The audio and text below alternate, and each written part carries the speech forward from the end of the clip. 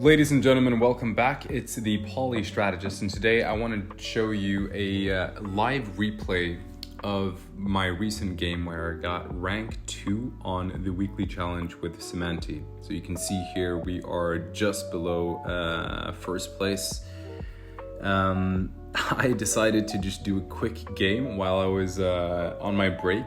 I gotta get back to work now, but I just wanted to upload this video real quick, so I'm gonna make this a fast walkthrough here. But and the goal with this video is just to break down the strategy and my thought process as I was playing. So the first thing I did here, starting out, was just pop these fungi here, and I moved this shaman back. So my first gameplay, I decided to attack this umaji here and capture it using my shaman, but this time I said, okay, you know what, I'm just going to try and attack using hexapods, which are the riders, the equivalents of riders in Cymanti, right?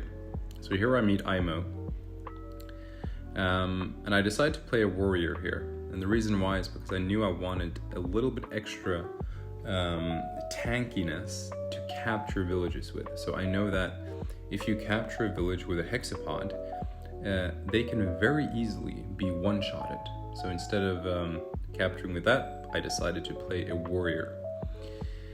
Moving on here, I get the resources and I get riding, and I immediately boost both units. I get climbing, so I can quickly move onto this tile here, this mountain, to get vision of the two cities that Imo has. Now that I have vision, I see that, okay, I can actually siege this one because he doesn't have any units.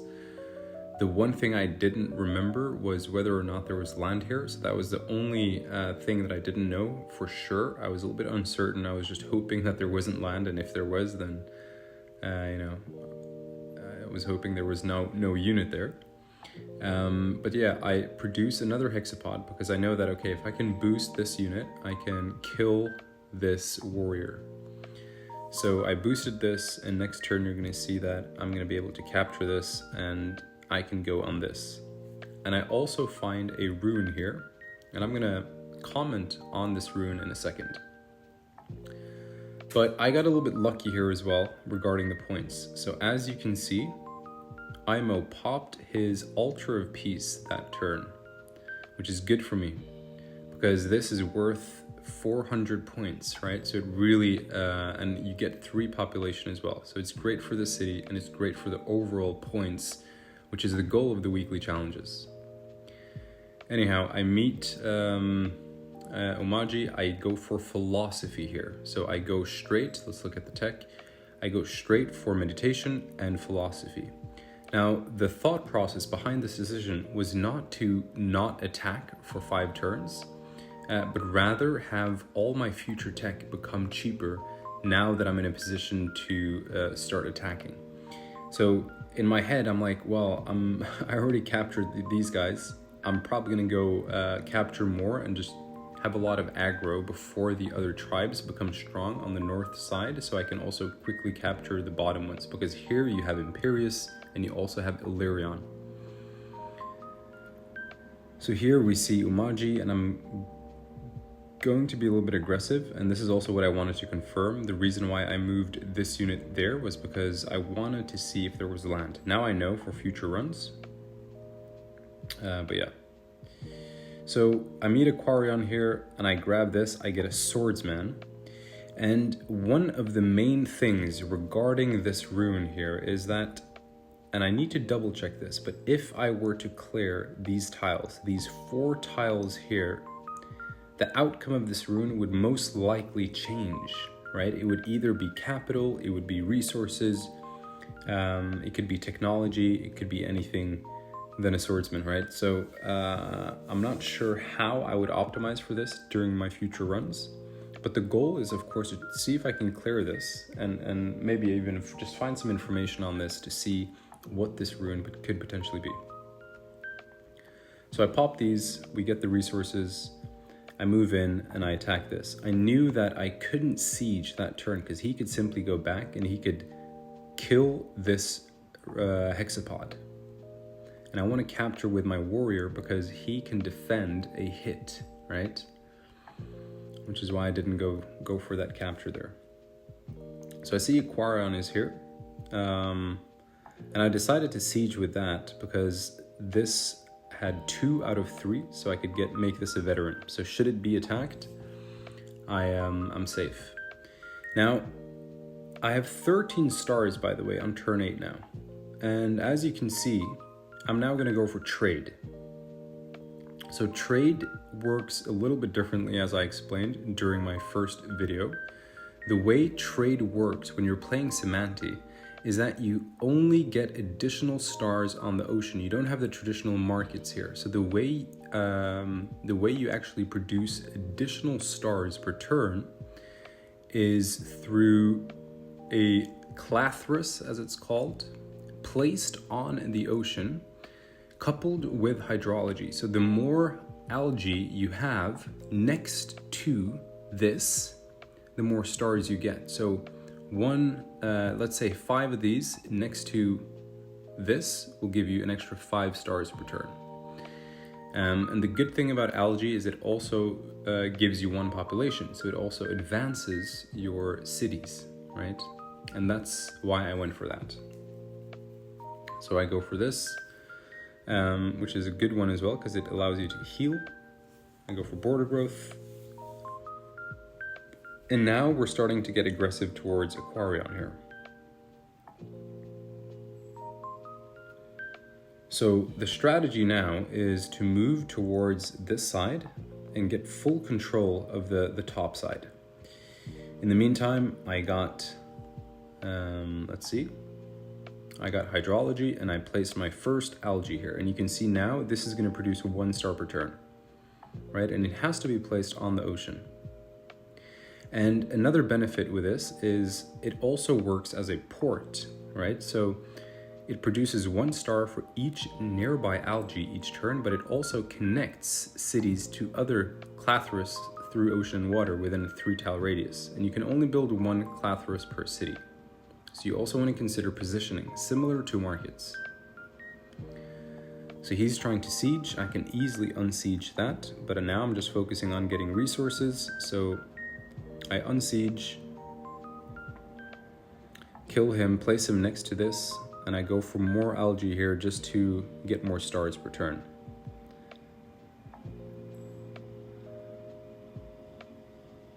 And the mistake that I made here was,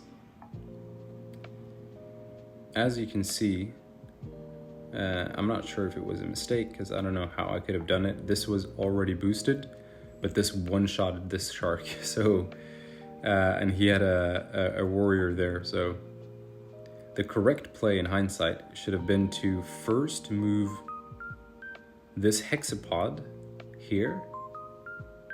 And then instead of moving this warrior on this tile, I should have moved it right there and then hit this unit. Because what's going to happen next turn is this Umaji is now going to hit my hexapod and then unsiege. It's not a problem because I can just siege him next turn, but it slowed me down by 1 turn. So that's another optimization that I'm going to go for during my next run. So now I can just go back to sieging that, and we're going to trade this unit to kill that defender. And another thing here, recycling.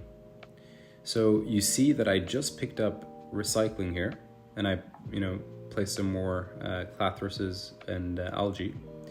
But recycling is such a good card or a technology, because what do? You can actually decompose any building. So you essentially, it's the same as destroy, right? So destroy typically is here.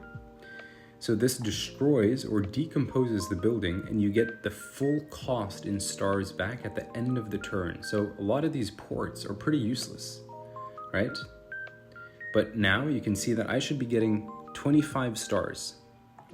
So in total, that should be 29. But because I decomposed this and this, I'm getting an additional 14 stars extra per turn. So instead of getting 29, I'm going to be getting 43, I think. More, 40. Yeah, he sieged that, so it's slightly less. And then I discover Larion, but now I'm up to, 43 stars.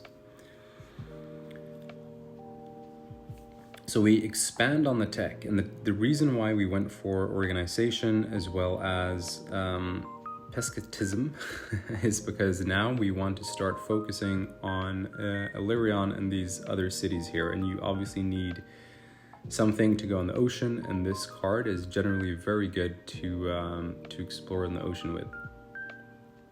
So we capture this.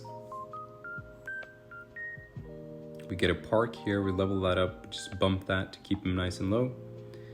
And now this should be in a good position to, this right sheet should be, yeah, we're capturing this now. There we go. And we're getting more of these algae plus the trade. And we're just advancing our units south-west right now. And southeast as well. So I went for archery here, and archery also works differently. You get a psyche, or phyche.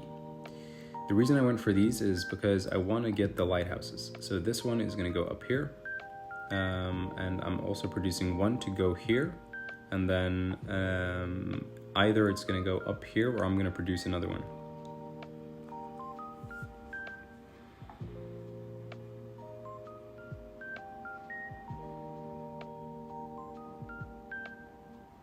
So we just destroyed Umagi. We only have Illyrion and this left. Now I went for an explorer here because I wanted to explore the lighthouse, but this is actually one key difference between Umagi, between Cymanti and the other regular tribes, is that Cymanti doesn't really explore the ocean, even though you've discovered, tech that allows you to explore the ocean. So this is a nerf, huge nerf that Cymanti has. But as you can see, my explorer is only going to go for land. So look, land, it goes back, goes on the land, can't go further, tries to explore, doesn't go further. So explorer is actually not a good way to go when you're playing maps that have a lot of ocean, like archipelago or ocean or lakes, right? Because you're so limited by the movement. So you definitely need mountain. It's great on dry lands and other maps that don't have a lot of lakes and oceans. But yeah, for this you're obviously nerfed. So here I can capture this. I explode here, and the reason why is because I wanted to first of all damage all of these. But when you kill a unit that is poisoned, they produce spores. And these spores give you 3 population in total. So it's a great trade. So I'm gonna go on the starfish. I'm gonna get another one to discover that lighthouse. We go for strategy here. And we go border growth here. Capture this. Go for the stars.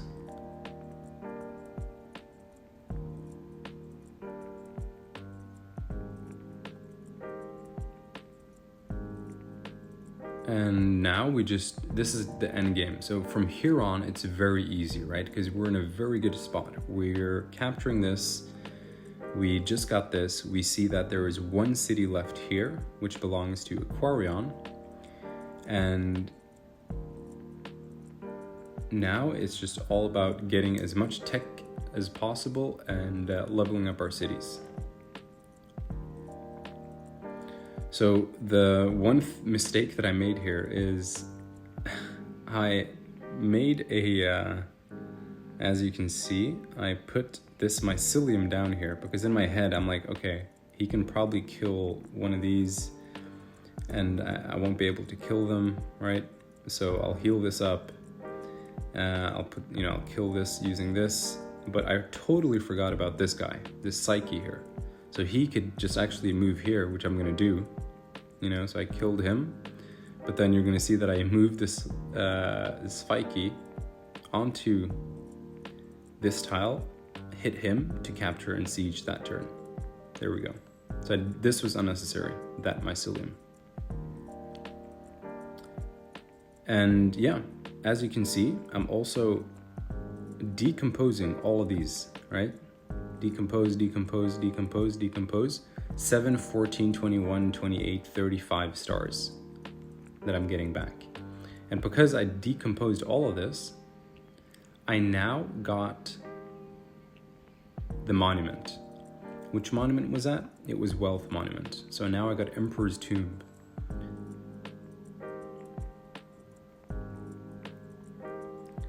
So we got this lighthouse, and I'm only missing one. So I get this one, the final one.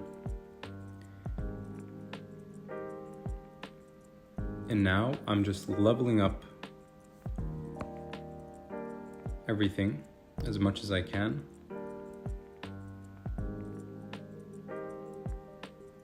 Go for Park. Get Smithery, Mathematics.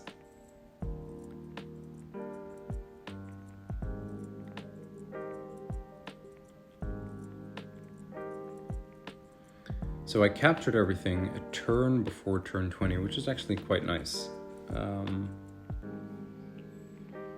So I'm just trying to get as many parks as possible for my villages. And there we go, another one. Disband all my units for additional stars. And here I get all remaining tech. So I'm missing 1, 2, 3, 4 technologies for the final monument, which is this one, Genius. Discover all available technologies to get Tower of Wisdom. And Tower of Wisdom, again, you can place to get 3 capital and an extra 400 points. So we get the final tech, and I should have actually done that before capturing.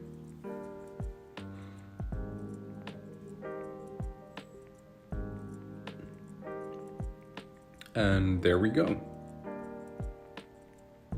Rank 2, guys. So,